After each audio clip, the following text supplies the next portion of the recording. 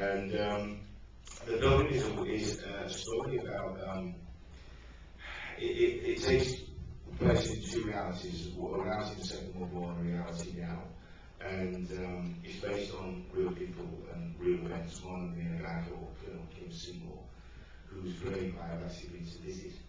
And during the Second World War, it's kind of well known that the Germans, particularly the SS, were hierarchy, particularly the SS, were very heavily into the occult.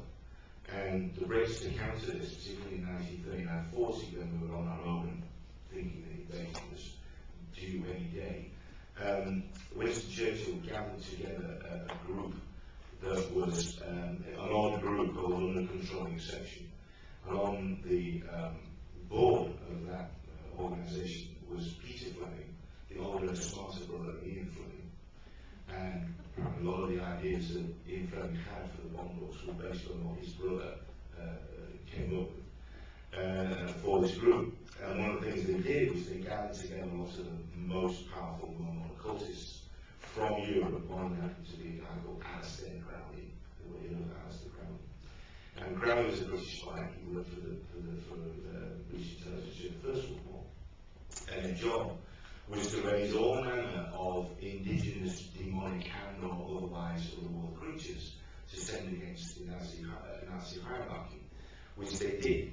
In reality, in intelligence terms, it was a way of deflecting away investigation of why we knew so much about what the Germans were doing, because we were reading their radio traffic.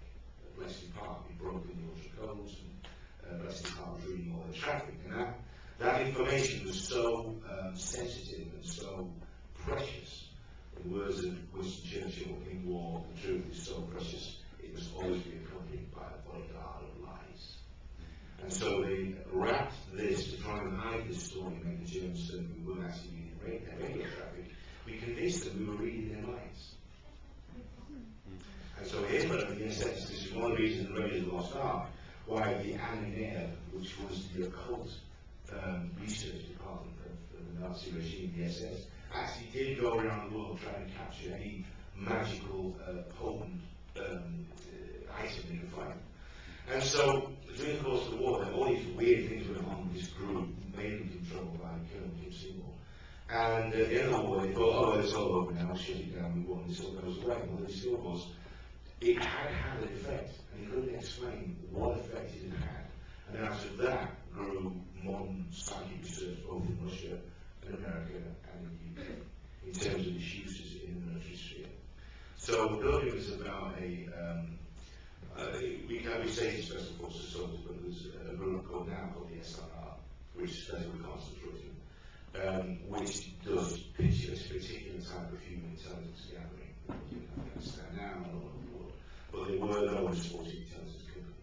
So this guy is a Forces Intelligence Company that comes back from Afghanistan after that Torah suffering from post-traumatic stress disorder.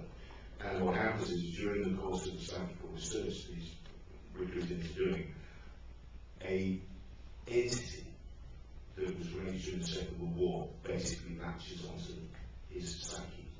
And it's the story of a duality, if you like, of trying to deal with having this entity in your reality and work out where it stops and you begin, and using it for obviously psychic warfare.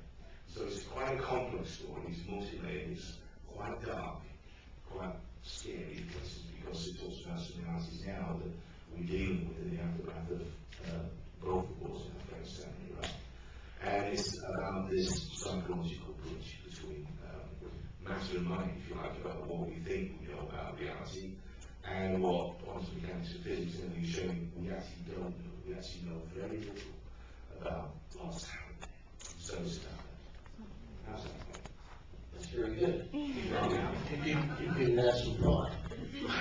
Like 16 years old. How am I going to explain this in a sentence? Well, actually, one of the great things is that when Mark first came up with the storyline, he had been studying, reading about quantum physics, quantum theory, but it wasn't really in the common realm of public knowledge. You know, your average average Joe on the street wouldn't have gotten it 15 years ago.